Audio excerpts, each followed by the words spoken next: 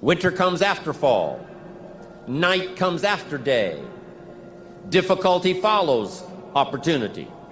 Recession always comes after expansion. It's been the rhythm of life for the last 6,000 years of recorded history. So the winters are going to come.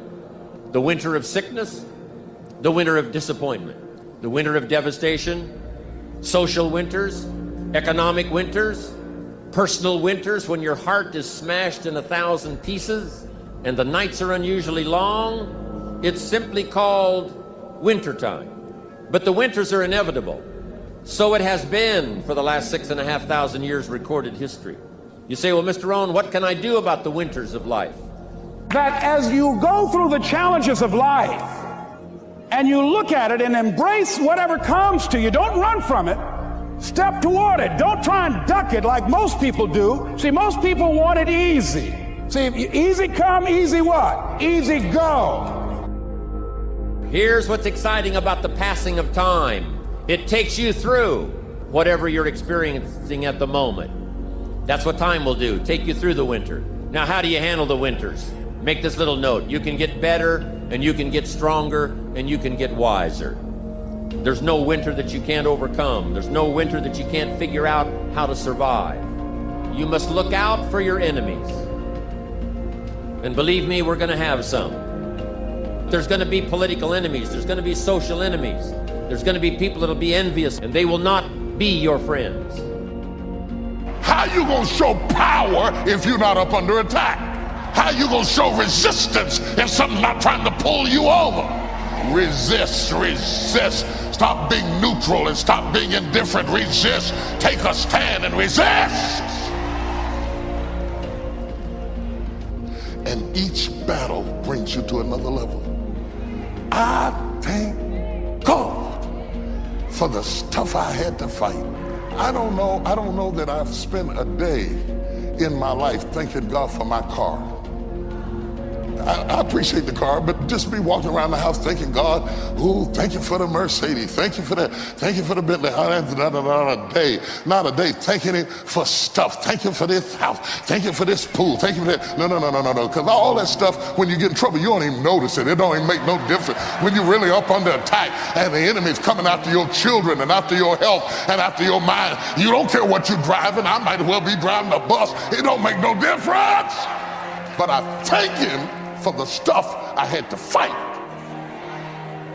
I thank Him for the folks who hated me and resisted me and talked about me and spat on me. I thank Him for the doors He closed. I thank Him for the mountains I had to climb. I thank Him for the opposition. I thank Him for the people who blocked me out, because you taught me how to fight. You taught me how to fight. God's going to train you on this fight. He's going to strengthen you on this fight so that when you get into the next battle, you'll say, this ain't nothing. You should see, oh, you think you put something on me? You don't know who I am. You cannot stand over in the corner and remain indifferent and be effective. You have to choose a side and get in the fight, because He's going to move you along through the things you fight. See, but when you go at what you're going to deal with and you deal with difficulties of it, when you handle those hard things close at hand, making those hard decisions right now that you don't want to make, learning those things that you don't like to do, but you know that in order for you to get where you want to go, this is one of the hoops that you have to flip through. And I'm saying to you, whatever you got to do it, because if you don't, life is going to whoop you until you surrender. So if it's hard, then do it hard. You got to fight. You got to fight. Stop crying and fight. Dry your eyes and fight. The devil is after your mind. You got to fight. If you sit up and let him, you're going to go crazy. You got to fight. You ain't got to have no nervous breakdown. Be steadfast, unmovable, always abounding in the work of the Lord. It's necessary you take responsibility for it, that you make it happen, that you don't give up, that you don't take any objection or disappointment or defeats personally, that you keep on keeping on, that you don't decide that I can't make it because you can't see the light at the end of the tunnel, that you realize that's a part of the program. And here's something you've got to resolve. Say this to yourself every day. See, as long as you're breathing, you got a shot at your dream. That's the way I resolve. Say this, please. It's not over until I win. Not over till I get through. It's not over till I get over. Not over till I get what I want. Door can't open today, look out. I'm gonna come back and take the hinges off. You've got to have that kind of courage, that type of determination. If you want to make it happen, it's you. That you've got to take personal responsibility to make it happen. I'm asking you to stand at the door. I'm asking you, whatever threatens you, threaten it back. Whatever pushes against you, push it back. Whatever wants to overwhelm you like a father, stand up, take control, and do battle with your enemies wherever you find them. Now here's one more. We must also deal with the enemies within ourselves. Some of the enemies are a lot closer than that. They are within. And I want to give you a list of some of the things to watch out for when you get back home, called enemies within yourself. Here's the first one: indifference. Whatever you do, practice not being casual.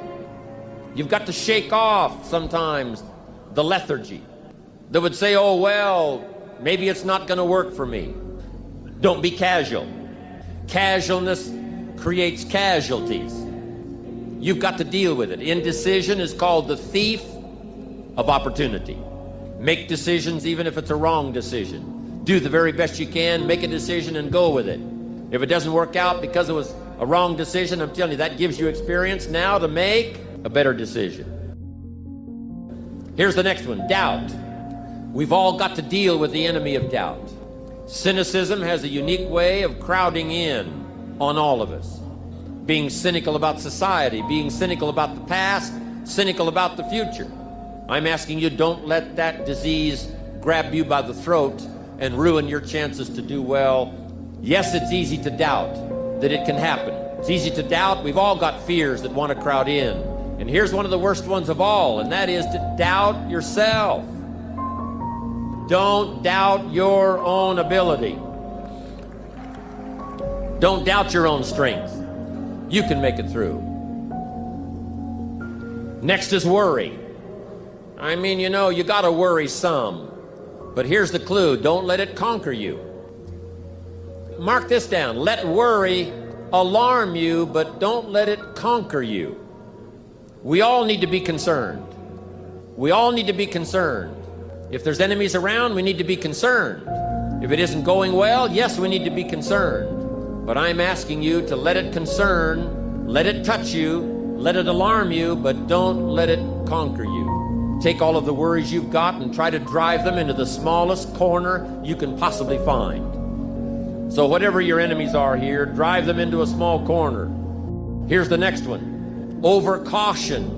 Hey, in the spring, if you're too cautious, you never will plant the seed. If you're too cautious, you won't take the chance. If you're too cautious, you won't step out front. Make this note: you got to take a chance. Drive your tendency to be too cautious. Drive it into a small corner. Yes, you can't be gullible. No, you can't go for everything. Yes, you've got to be careful. Yes, but don't be so cautious that it paralyzes you. Don't be so cautious that it restricts your chance to do better. See if you can't conquer that. Here's the next one: pessimism. Yes, there's the dark side. Yes, there's the problem side. Yes, there's the difficult side. But I'm telling you, it's not the only side. Yes, the glass is half empty, but it's also half full. Yes, there's the dark side, but there's the light side. Yes, the night comes, but so does the day. I'm telling you, don't be afraid of both sides: opportunity and difficulty, chance and danger. Learn how to handle it all. Now here's the last one. You've got to deal with it. I have to deal with it. We all have to deal with it. And that's complaining. Yes, there's room for a legitimate complaint. But here's what I'm asking you: don't let complaining master your life. If you become a chronic complainer, I'm telling you, nobody wants to be around you. Chronic complainer. I wouldn't want you for a business partner. Don't let complaining conquer your life. Don't become a victim of yourself. Repeat after me, please, with power and conviction. Say, it's possible. That's all I want you to do when you look at your dream. Just say to yourself every day, it's possible. Just say that every day to yourself, it's possible. Because what does that do? See, it begins to change your belief system. See, the way in which we operate, ladies and gentlemen, it's a manifestation of what we believe, what's possible for us. Whatever you've done up to this point, all that it really is a duplication, it's a reproduction of what you believe subconsciously that you deserve and what's possible for your life.